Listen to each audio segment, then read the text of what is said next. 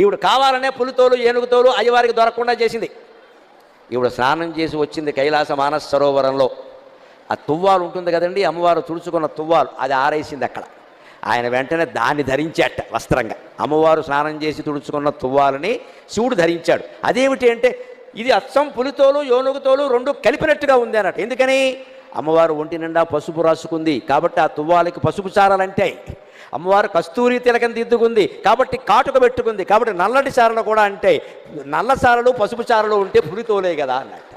అదండి శివుడి చమత్కారం, అదండి శివుడి అమ్మవారు పరమానంద పడిపోయింది. ఓ నీ ఇల్లు బంగారంగా, దేవాది దేవుడివి, మహానుభావుడివి, నేను తుడుచుకున్న తువ్వాలు నువ్వు కట్టుకోవడం ఏమిటాయి అంటే ఒక్కటే మాట, ఐ లవ్ యూ అన్నట్టు, అంతే, ఇంకేం లేదు ఇక్కడ. అదే లెక్క.